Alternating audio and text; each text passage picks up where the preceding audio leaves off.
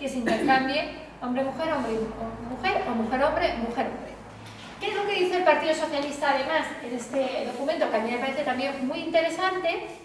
Y es que va a haber una comisión, esto desde el punto de vista interno, porque esto no puede afectar al punto de vista externo. Va a haber una comisión, ya existe esa comisión, es una comisión que se ha creado de igualdad, de vigilancia de la igualdad, para vigilar que nuestros comportamientos internos y electorales no vayan contra principios como este de la igualdad entre hombres y mujeres.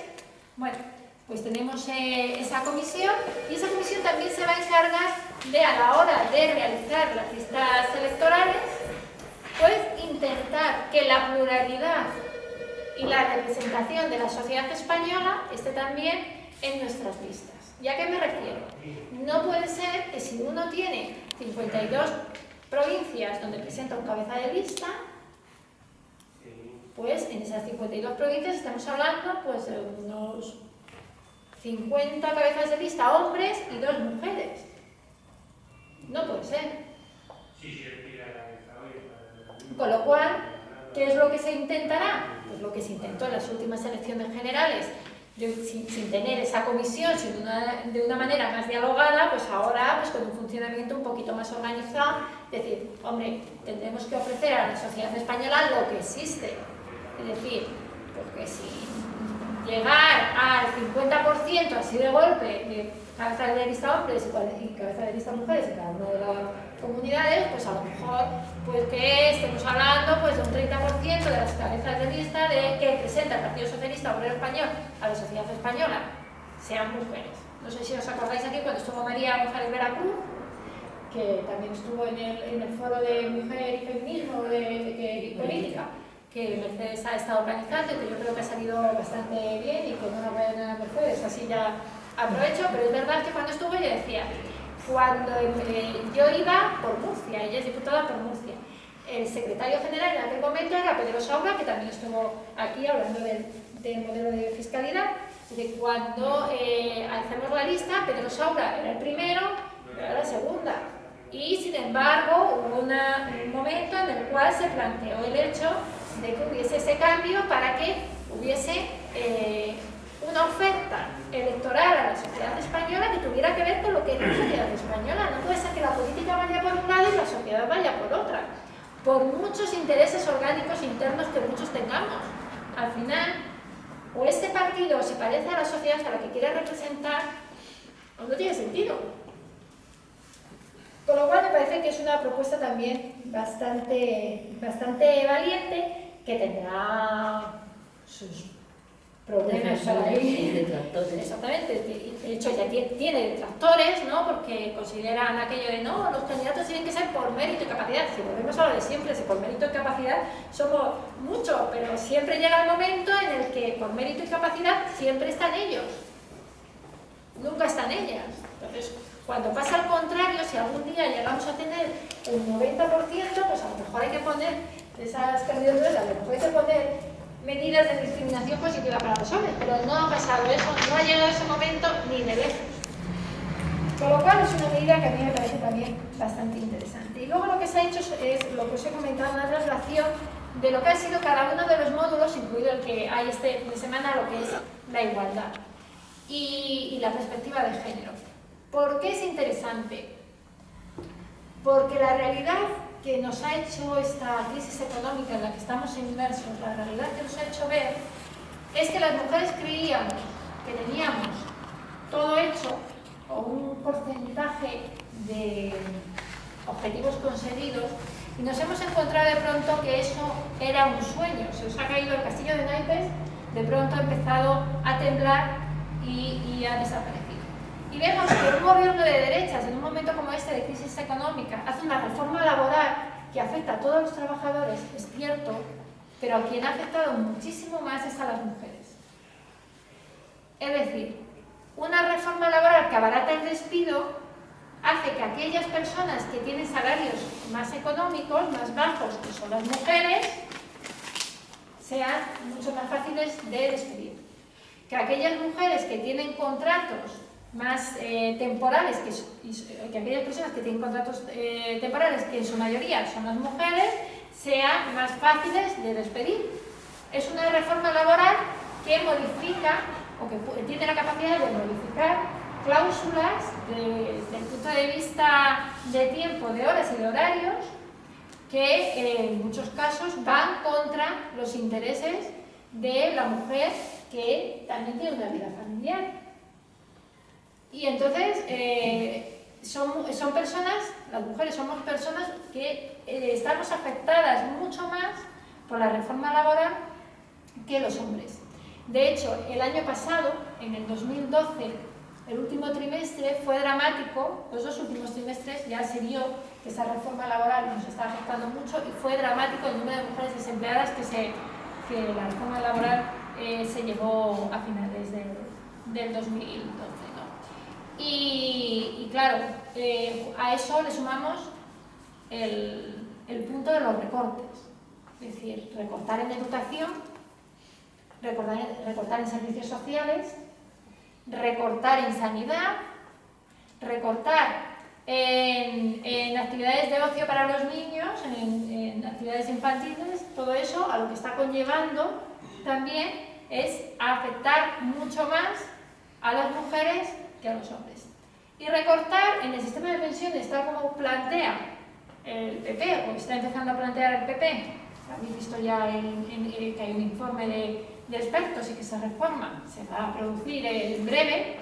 Pues esa reforma también afecta más a las mujeres que a los hombres. Las mujeres somos las que menor... Las mujeres somos las que menor cuantía de pensión tienen en relación con los hombres, ¿no? Hay muchas mujeres con pensiones mucho más bajas que hombres con pensiones no contributivas, y aun contributivas más bajas que hombres, y mujeres con pensiones de viudedad que nunca cotizaron, por lo que hemos estado hablando de que antes no, la incorporación de la mujer al trabajo en su mayoría vino con los gobiernos de Felipe González, y estamos hablando de los años 80, donde se incorporaron más de 5 millones de mujeres al mercado de trabajo, así, de una tacada, ¿no? Bueno, pues todo eso lo que ha hecho es que las mujeres tengan una capacidad económica cuando llega el momento de su jubilación bastante más baja que los hombres, porque no han cumplido los 35 años de tiempo cotizado. Porque no los han cumplido, porque no han tenido todo el tiempo de cotización, o porque han tenido trabajos a tiempo parcial que hacían que tampoco pudieran tener todo el tiempo de cotización, porque han tenido los salarios más bajos.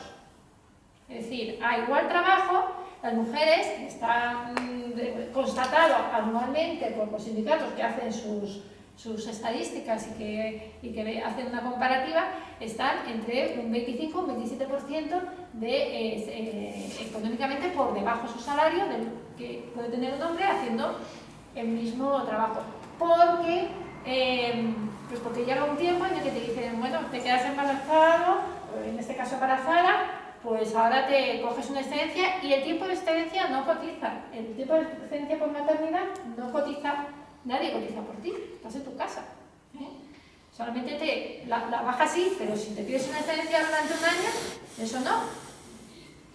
Y la realidad dice que en este país hay muchas mujeres que una vez que ha tenido a su hijo se quedan 1 año o 2 años en casa, porque hasta los 3 años sabéis que no hay escuelas infantiles, que no es obligatorio en todos los sitios. La obligación educativa, la obligatoriedad en muchos sitios, ni siquiera es que haya ni plazas para atender a todos. Aquí, por ejemplo, en Alcobendas, si lo tenemos después de muchos años, mira a Katy porque ella estuvo luchando en esos tiempos porque ese nivel de escolarización para los niños entre 3 y 6 años estuviera al 100%, y en este municipio se consiguió porque desde la sociedad civil, desde las asociaciones de padres y desde el gobierno socialista se luchó por eso, pero hay muchos sitios donde esa escolarización no se oferta en el 100%, no es obligatorio, pero ya de 0 a 3 años ya ni os cuento. De 0 a 3 años, el porcentaje de niños que están escolarizados en la Comunidad de Madrid no alcanza el 40%. ¿Por qué? Porque no es obligatorio y porque tiene un coste muy elevado. Una plaza de un niño en una escuela infantil es elevado. Y aquí en esta comunidad, en la Comunidad de Madrid, especialmente en una escuela privada, es muy elevado, pero en una pública Desde hace 2 años, casi 3 años ya, creo que ya son 3 años, con una de las últimas modificaciones que hizo el gobierno en ese momento de Esperanza Aguirre del Partido Popular, pues subió todo lo que eran las tasas en un momento en el que económicamente estaba todo el mundo ahogado. El precio público por llevar a tu hijo a una escuela infantil porque necesitabas trabajar pasó en algunos casos de ser 0, porque la renta no llegaba, a ser 50 euros más los 80 del comedor. ¿Qué familia puede pagar 130 euros cuando a lo mejor el salario de muchas de estas mujeres que estaban trabajando en ese momento se estaba viendo reducido o se estaban quedando en paro y lo único que tenían era el derecho a una prestación económica de desempleo, incluso a lo que ya era el subsidio de desempleo? Cual, evidentemente, esta crisis a quien está afectando muchísimo más, de una manera escandalosa, es a las mujeres. La crisis afecta más a las mujeres porque veníamos con un retraso, pero además afecta más a las mujeres porque el gobierno del PP se está encargando de que además nos afecte más. Porque esta reforma laboral nos afecta más a nosotras, si no lo hubieran hecho, no nos estaría afectando más a nosotras. Los recortes nos afectan a nosotras, muchos recortes, que son lo que está haciendo el Partido Popular, nos afecta aún más a nosotras. El recorte que ha habido, o la desaparición de la ley de dependencia, a lo que lleva es a muchas mujeres a tener que dejar su trabajo y volver a centrarse en cuidar a hijos con discapacidades o a padres y madres mayores con